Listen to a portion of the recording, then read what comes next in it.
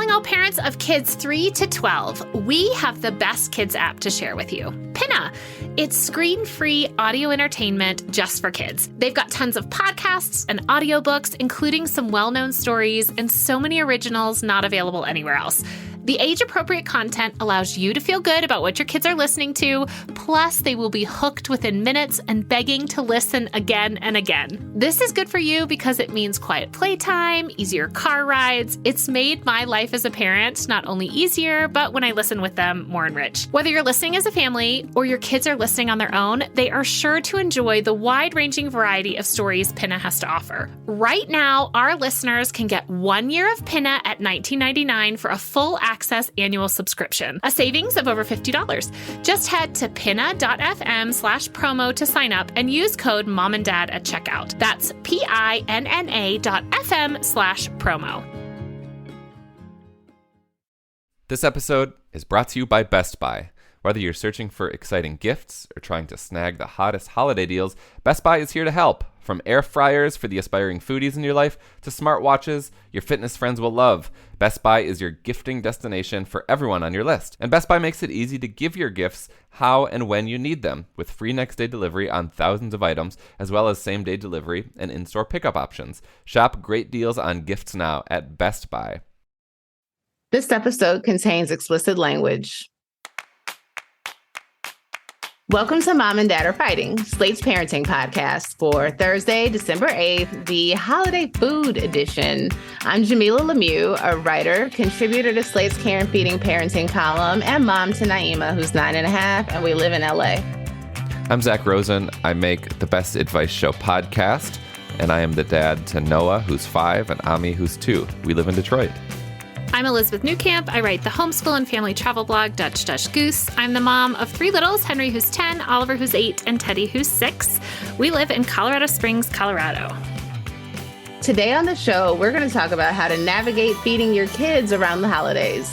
Elizabeth speaks with registered dietitian and author Megan McNamee. Some of you may be familiar with her work. She's half of the Feeding Littles team. She and feeding therapist Judy Delaware offer courses, have a cookbook, and run a popular Instagram account.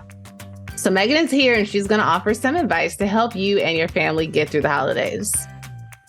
Then on Slate Plus, we discuss what to do when someone criticizes your parenting style. Here's a sneak peek of what you'll hear if you have Slate Plus. I wish I had the grace to say it like that. I just feel like that gives them more buy-in than they even deserve for the most part. Right. This is a choice I make. Like, you're in the line with the grocery store. I don't know you.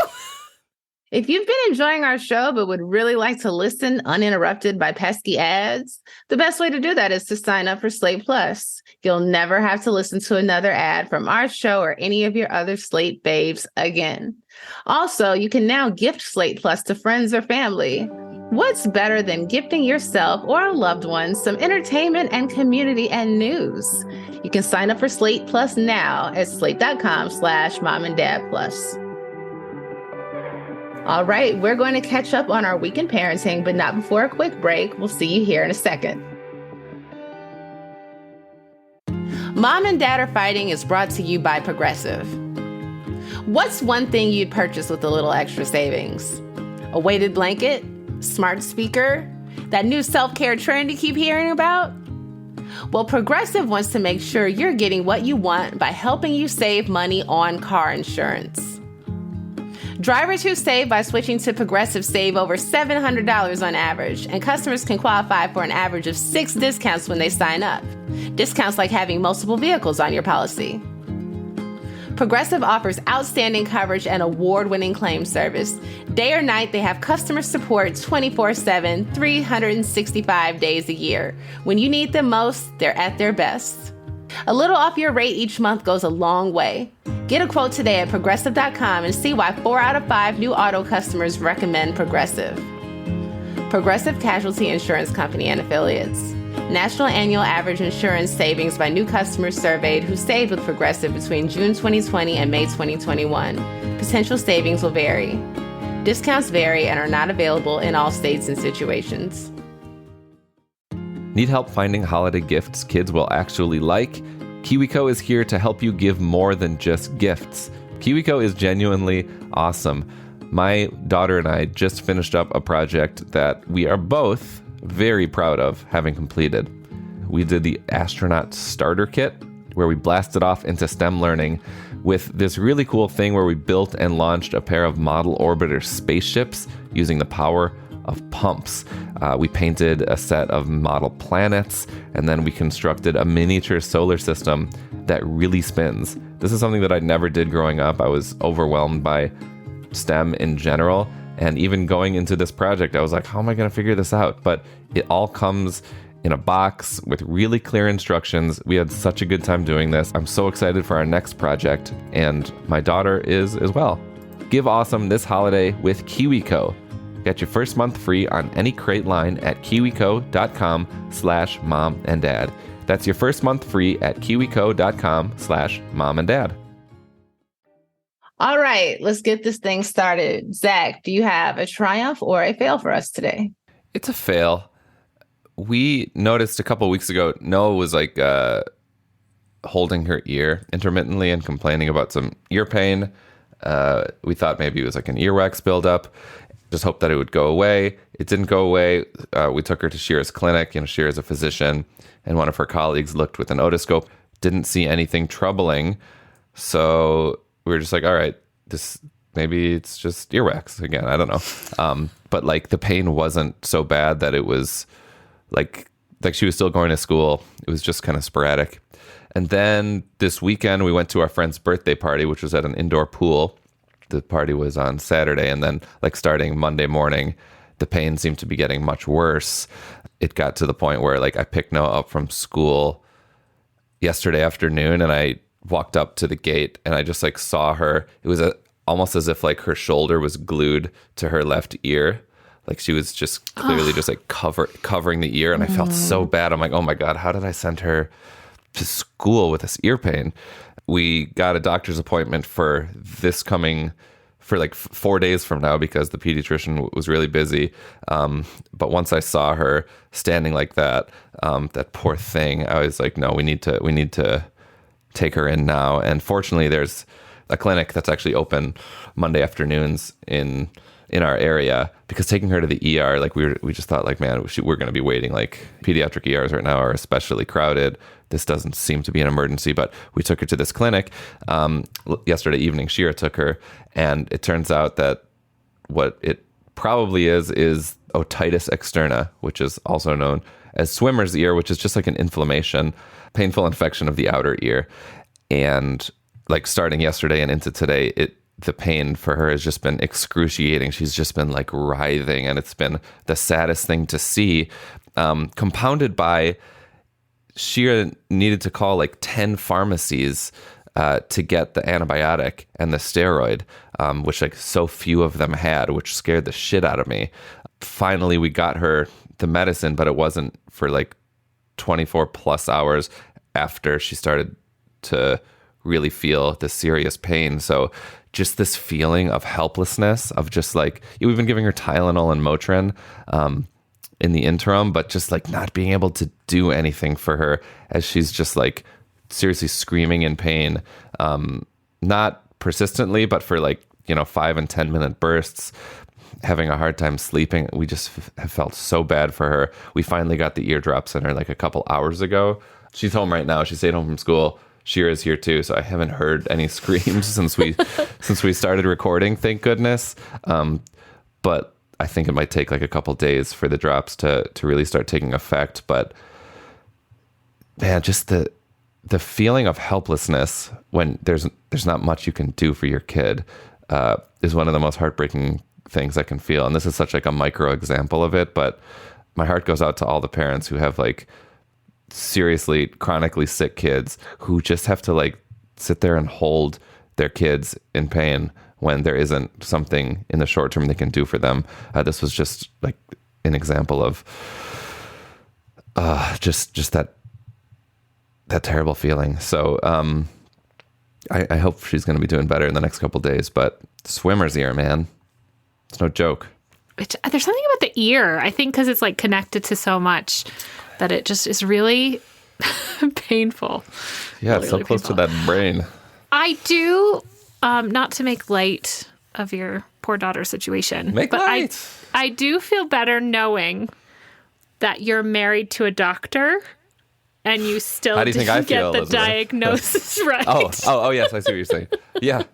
No, I'm just Totally. like, for those of us, Right. for us mere mortals dealing Yeah. with sickness, I feel like Yeah. what we can take is like, listen, even if you were a doctor, you may not always know what's going on with your child, and it's okay. Like, it's all right, guys.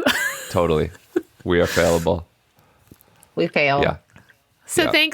thanks, Shira, for making us all feel like Much better better. parents. Absolutely. Elizabeth, what about you? Do you have a triumph or a fail? I don't know whether it's a triumph or a fail, but we discovered yesterday that Teddy's teacher has basically, they've been having like a series of miscommunications. Okay, so Teddy goes to school one day a week at a homeschool academy that's like just up the street from our house. And admittedly, we have been gone a lot. So like next week is the last week of this term or whatever of homeschool academy. So he sees this teacher once a week, but probably less than that. You know, I think when kids talk to teachers, I just always kind of assume like, well, we don't believe everything he says about his teacher, and his teacher's not going to believe everything that's like he says about us and about our family, right? Like that's kind of the understanding, right? This is a 6-year-old, and it's Teddy. So it started that Jeff went to pick him up, and we often take our bakfiets, which is like our Dutch cargo bike, because it's not too far. From there, pretty much everyone else uses the carpool line just the way that it's set up, but because we usually take the bike, we couldn't take the bike this week because someone left a piece of barbed wire over the bike path, and we drove the bakfiets over it, and it takes a special tire. It's a giant mess. So Jeff drove to pick him up, but then left the car. He like parks the car and walks to get him because Teddy's kind of expecting us to walk up. And the teacher came up and said, "Your son is insisting that he's Dutch." And Jeff was like, well, yeah, he was born in the Netherlands. And she's like, it just occurred to me that you bike here. And he was really excited in class on Monday because the Netherlands had beat the USA in the World Cup, the Men's World Cup. And so he was like talking with his little school friends about this. And she was like, I keep telling him he's mistaken. And Jeff's like, no. He's like, we're not Dutch, but he was born in the Netherlands, and he, you know, we call him like our little Dutch baby, like things like that. So, okay. So we sort of wrote it off. We get an email later where she says, like, here are some other things he's been saying that I now, upon consideration, think might be true. One of which he had told us on this, we were out on this full moon walk where we like go into the woods with a full moon and we walk because you can kind of see the path and we look for animals. We're always too loud to see any animals. But on the walk back, he had said, I want to tell you about my day. Something weird happened. He had brought in like one of the pictures from our polar bear trip to show the class. And he, you know, one of the students said, like, is this real? And he was like, yes, this is a real polar bear. And the teacher's like, well, yes, this is a picture of a real polar bear, but Teddy didn't see the polar bear. And Teddy's like, I did see the polar bear. Like, we took this picture.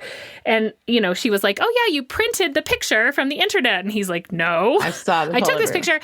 Yeah. And then he brings out, you know, in his 6-year-old mind, he brings out his like notebook, his like nature notebook, and is like, see, I drew a picture of the polar bear. You know, like how else can I demonstrate to you? I was there. I drew the polar bear. My mom took this picture. So she was basically emailing us saying like, I now think that maybe I have been telling Teddy that none of these things that he's telling us are true, when in fact maybe they are. So I think, you know, to me, I felt sort of like, well, this is my fault because when I have called him in or when I've emailed with the teacher, I've just been like, we're going to be gone. Like I don't spend a lot of time. And because none of the other parents like get out and talk at carpool, I don't really talk with the teacher. Like my other two kids, the way drop off works is that we're all kind of standing around and the teacher comes out. So there's more opportunity to say like, oh, he's going to be gone and this is what we're doing, or exchange some information. But because of the way this homeschool academy works, there's just none of that. And I think for a lot of people, it's just this is one day a week that the kid is kind of gone, you know? Mm-hmm. And they're not really trying to foster community among the parents and the students in the same way that a more traditional school might be. So I do feel like, maybe I should have been more specific. But she said, like, I'm going to apologize to Teddy because we don't want him to feel like he's not believed when he says these things. But I just feel bad. I feel he sort of was like, whatever. But I feel bad about the whole thing and what I could have done to sort of, be like, oh, here are some things you should know about this kid that he might talk about. I just wonder what other things she might be questioning. Well, it is Teddy. It's possible that a lot of the things he says is not true. How about you, Jamilah? Triumph or fail this week? I have a big old fail for today. So I set 2 alarms for myself in the morning. 6. This is the current wake up time. It changes every now and again, but I set one for 6. And then I have one set for 6:10. And then at 6:10, what I do is I set an alarm for 6:35. I don't know why I don't just set the 6:35 alarm. You sound like my wife. Going forward. Like, just why isn't it set right now? But that's just what I do. It's 6:10. So you're manually setting the 6:35 at 6:10 every day? 6:10. Okay. I'm like, okay, I got until 6:10. If I'm feeling a little daring, I might give myself until 6 us, because I wake Naeem up when I wake up. I might give us until 6:45. We got to be out of the house by about 7:50. So I today did not set the 6:10 alarm. So when the 6:10 alarm went off, you did not set the next alarm. I did not set the next alarm. And it made me wonder, how has this not happened sooner? Because this is a terrible system. Yeah. So I'm revising that, and I will be setting a 6:35 alarm before bed tonight. Should we make it? You just do it right now. I'll do it right now. Right now. Set it right now. Wait, so what time did you wake up? I woke up at 7:00. Did you make it? She was about 10 minutes late. Oh. So, it was... In the noise. Yeah, it could have been worse, but, we were late yesterday too, so not starting the week off great. Yesterday, we were like intentional. Yesterday, I gave us extra sleep. We were both tired. Naima had taken a sleep gummy, and she took it later than I thought she should have. And she assured me, she was like, "Mommy, I just can't sleep," And I was like, "Oh my gosh," well, that's bad. But I was just like, I think it's a little bit late in the evening for you to be taking this, and against my better judgment. But a serving is 1 to 2. So I'm like, okay, she had 1. Really, she should have took a half of 1. But sure enough, in the morning, she was still a little tired. So I gave her an extra 30 minutes of sleep, which meant that she ended up being about 15 minutes late for school. So we still didn't do too bad. But we're now 2 days in a row, baby. We're that family. It's okay, Jamilah. It's all right.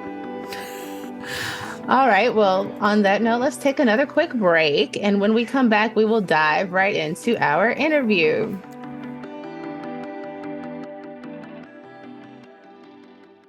This episode is brought to you by Saks.com. The holiday season is upon us, which of course means shopping for gifts. I have a little group of girlfriends that I love to be able to get them a little something to make them feel loved. They're all moms, and so often overlook the things that they love or that they'd want to pick up. But they have all different personalities. So a lot of times it's hard for me to find something for each of them to make them really feel special. Well, a quick scroll of the Saks.com holiday gift guide is the easy way to shop for everyone on your list. They have everything from whiskey glasses to handheld weights to beauty sets to fine jewelry. Saks.com editors have curated the best presents, like La Mer skincare sets handpicked by the beauty team, the cozy Montclair beanies that everyone wants to be wearing for the office commute. And for the hardest to please, the editors at Saks.com have picked out Baccarat barware and Versace home decor. Saks digital stylists are even available to give you free gifting help and personalized recommendations, whether you're shopping for others or for yourself. Plus, free shipping, free returns every day at Saks.com. This episode is brought to you by Best Buy. This year, let Best Buy be your holiday hype partner. Whether you're searching for exciting gifts, trying to snag the hottest holiday deals, or looking for ways to simplify the giving and receiving experience, Best Buy is here to help. Best Buy makes it easy to get your gifts how and when you need them with free next-day delivery on thousands of items, as well as same-day delivery and in-store pickup options. Make Best Buy your go-to gifting destination this holiday season for products that help you enjoy what really matters, like quality time with the family.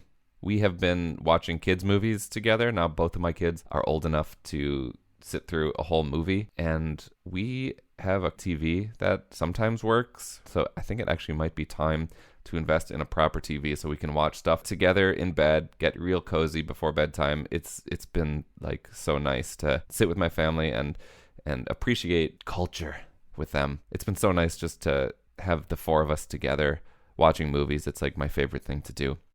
No matter what your plans are this season, Best Buy is the perfect destination for all your holiday needs. Shop great deals on gifts now at Best Buy.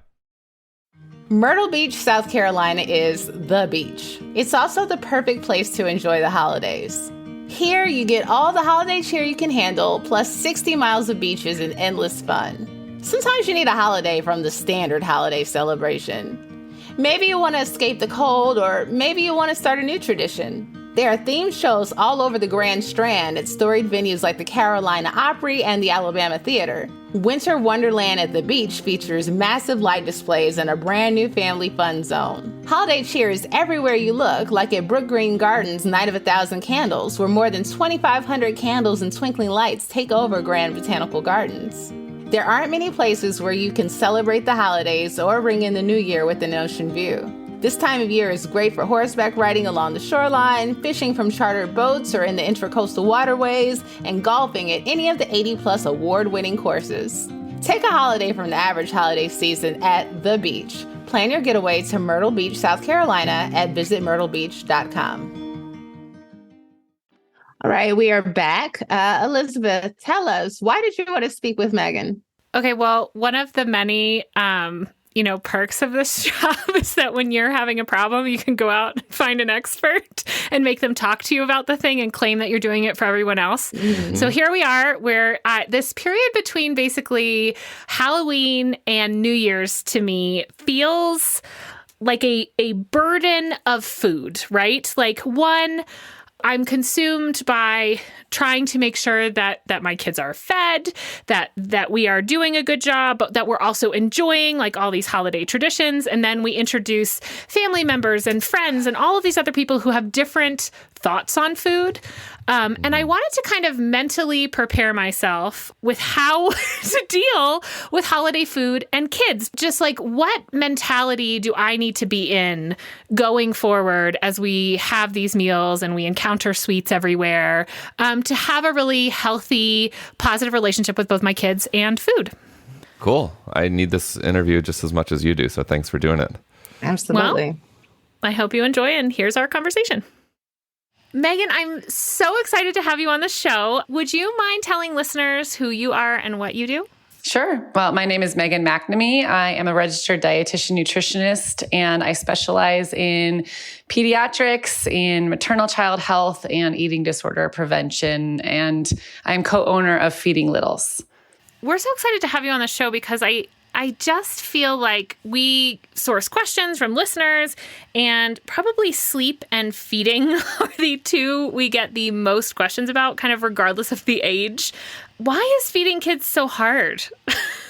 That's a really good question. I think partially because we don't learn a lot about it. We don't have necessarily a lot of techniques to draw back on when we were little. Most of us, remember we have to clean our plate to be excused from the table, or we have to eat our veggies to get our desserts. And these don't necessarily help kids learn how to be proficient eaters. It just kind of sets them up to maybe eat more than they need, or potentially hate peas that they were forced to eat at the table. So I think it's challenging because kids are naturally suspicious of new foods starting somewhere between 12 and 24 months. It's considered a normal part of development. Nobody really tells you that. And so when it happens, you think you did something wrong. You think, you messed up. I think there's such a big pressure put on parents now to make, quote unquote, make our kids eat well because we value nutrition so much differently than we used to. Like, I don't think this was a stress for our parents nearly as much as it is for us.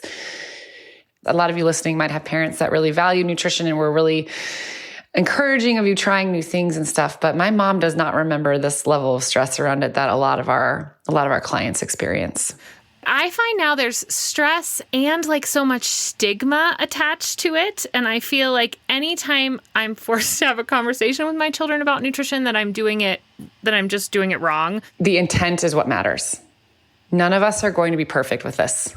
If you remember to keep weight and appearance out of the discussion about nutrition, then that's 99% of it right there. So we were taught to eat well because it would, quote, make you thin. Or you could only eat certain things if you had a certain type of body. If we stay away from that kind of messaging and we connect food back to how our kids function and feel, then that's the battle right there. We're obviously headed into the holiday season, so I want to talk a little bit about handling food situations that come up a lot during the holidays. And the first, at least for me, is kind of this idea of like potlucks and shared foods. I feel like when I'm at home and I can control the situation, right? Like I have foods that I know the kids eat, that I know are good fuel for their body, and I can make sure that that is presented on a plate. You know, if they're carrot lovers, there's always carrots kind of available, those sort of things. Do you have tips for now you're at, your in-laws' house or you're at a, holiday party, and this is going to be your kids' meal, but none of the food is familiar? Yes, and that's so tricky. And keep in mind, too, that holiday meals can be very overwhelming for a picky eater or just a newbie, right? Because it's completely different. Sight, sounds, taste, textures, everything. So it's okay if your kid literally just eats the bread and butter for dinner or the mashed potatoes. I know people worry about that, like, oh my gosh. No, a kid can survive on bread and butter for a meal. Trust me, they will be just fine. I think more than worrying necessarily about, if it's balanced or are they going to try all these different things, try to focus more on the experience. We want to teach our kids that holiday gatherings and holiday meals are their family, their tradition, they're how we celebrate each other. We do go through certain rituals that are special to our family. And even if you're not ready to eat those foods yet, involve them in the cooking if you can, or teach them about how you like to cut the turkey, or show them grandma's favorite stuffing and what it looks like, what it smells like. They might not be ready to try it, but just focus more on the experience than the actual food and eating that food itself. And they'll have positive connections to it. And the next time you have that meal again, they might be a little bit more willing to try, but it's not the end of the world if they don't want to eat it right now. It's not forever. They'll probably love it when they're a little bit older. That's great advice to remember, too. It's like just one of the times they're getting food in this day. It's okay. It's okay if they freak out. It's okay if they have to go to bed before the whole meal happens. Like, you just have to do what you need to do to kind of get through that day. Sometimes with little kids, yes, it's great if there's a familiar food for them, but it doesn't have to be that one, super nutrient-rich food that they love. It can be literally anything that they want to enjoy. Like I said, if they just want the mashed potatoes, which also have nutrition in them, like, awesome. Have some mashed potatoes. What do you do about the sweets that are everywhere this time of year? This is something I struggle with because I feel like no matter where we go, people are offering the kids have a piece of candy. Like everyone's got a little candy basket. Everyone, every meal now is going to have all these desserts. How are you handling that? How should we be handling those moments? I think our culture has taught us that like sugar is evil and you shouldn't have any of it. And some of you listening might completely agree with that. This might sound crazy to you, but food is more than just nutrients that go into your body. Food is a very strong psychological component as well. And when we tell ourselves that we're not allowed to have something, the first thing we go for is that thing we've said is off limits.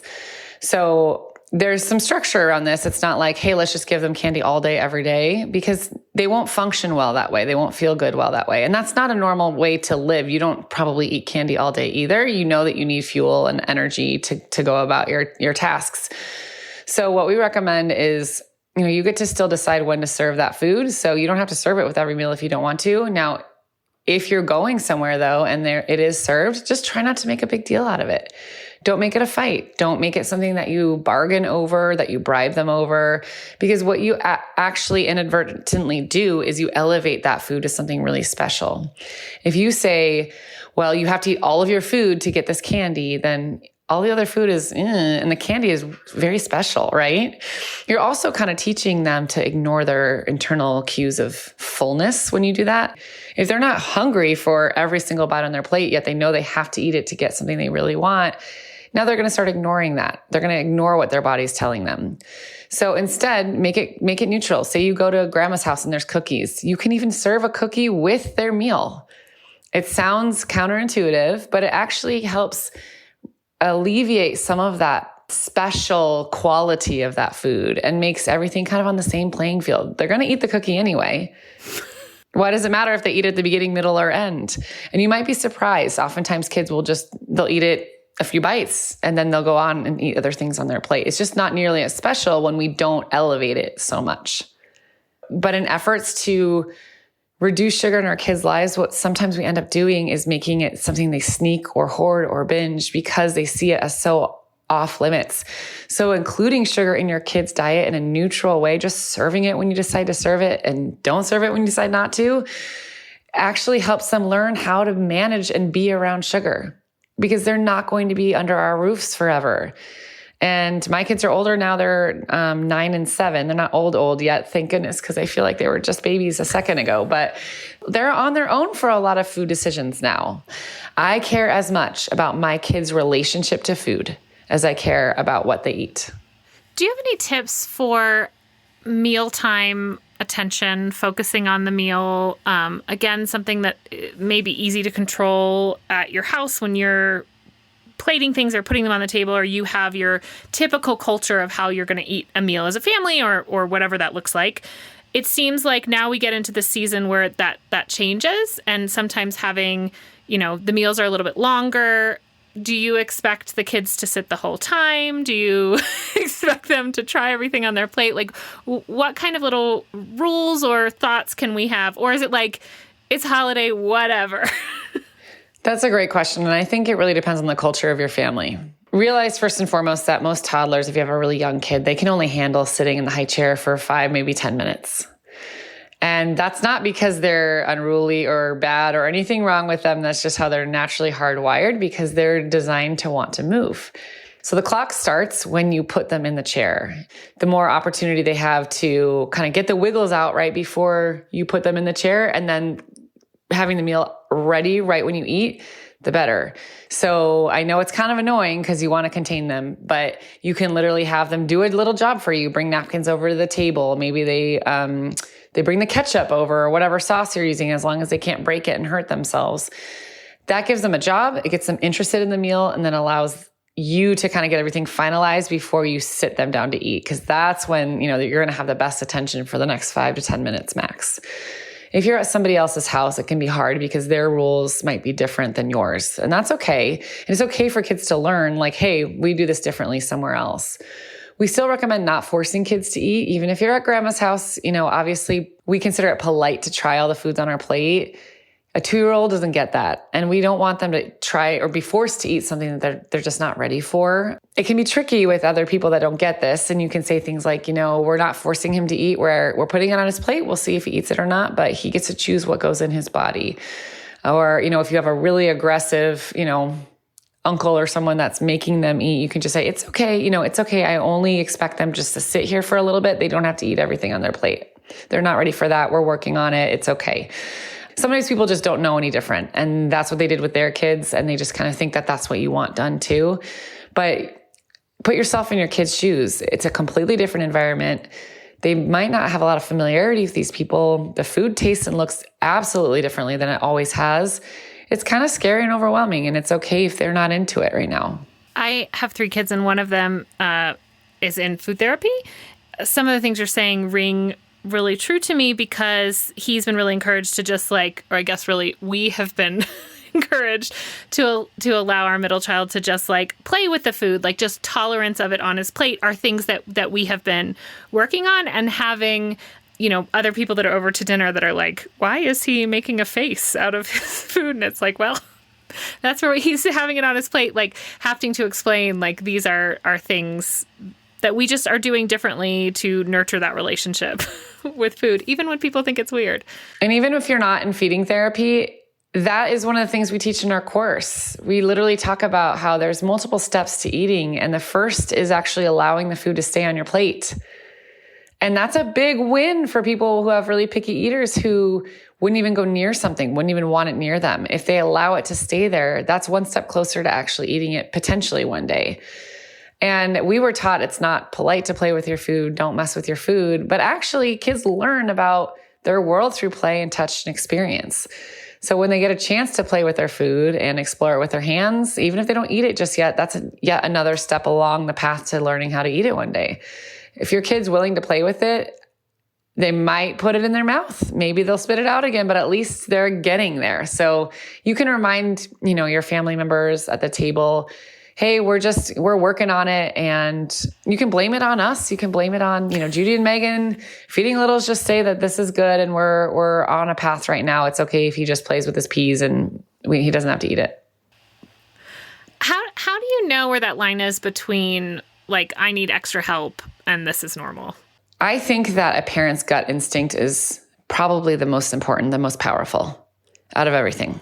There's obviously some things that, Judy would look at in assessing a child, and I can explain a few of them. But I just talked to a mom this week who said at her 1-year appointment, she was telling her doctor, my baby is only eating pureed foods. He won't tolerate anything different. 2-year appointment, same thing. 3-year appointment, same thing. And the doctor kept saying, well, just keep working on it. Just keep working on it. Well, at that point, I would have said by 12 months, if your baby cannot tolerate any other texture, that should be something that we would look at. Some professional would look at. Definitely by 2. Oh my gosh, by 3. By this now, she has a 4-year-old that can't eat anything except pureed textures. And that's so defeating for her because she knew there was something wrong and she wasn't getting the help and support she needed. So with that being said, if you feel like you need a second opinion, not just, from your pediatrician, but from anything you're dealing with your kid, it's okay to seek another professional's expertise.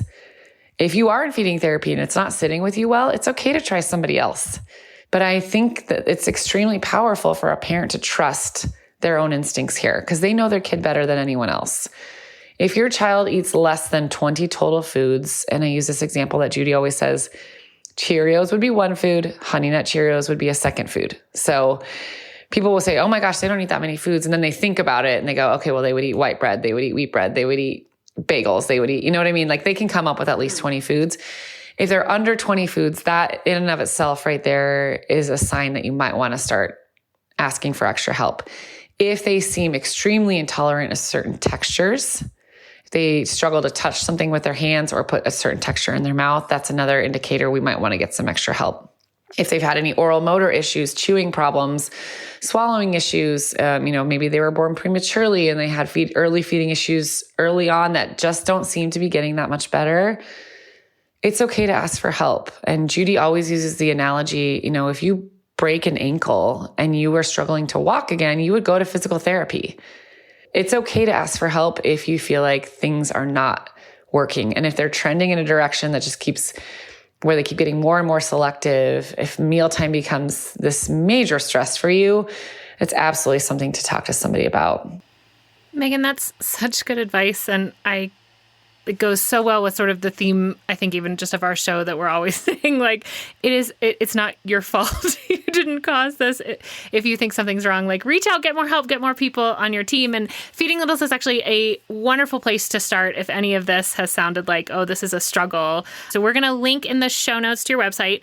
But where else can people follow you, find you? Sure. We're just at Feeding Littles on all the socials, if you will. TikTok is, as a older millennial, I'm still hobbling my way over there. But Instagram is where you'll find most of our stuff at Feeding Littles. And then we also have feedinglittles.com if you want to check out any blog posts, courses, products, etc.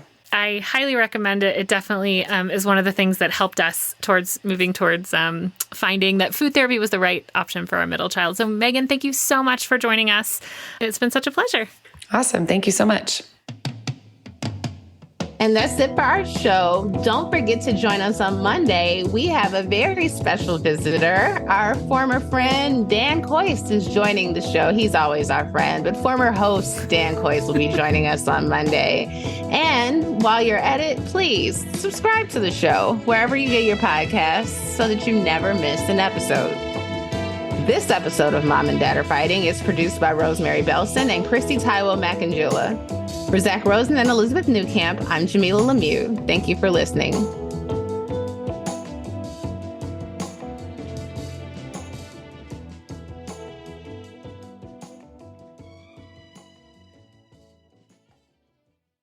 This episode is brought to you by Best Buy. Whether you're searching for exciting gifts or trying to snag the hottest holiday deals, Best Buy is here to help. From air fryers for the aspiring foodies in your life to smartwatches your fitness friends will love, Best Buy is your gifting destination for everyone on your list. And Best Buy makes it easy to get your gifts how and when you need them with free next-day delivery on thousands of items, as well as same-day delivery and in-store pickup options. Shop great deals on gifts now at Best Buy.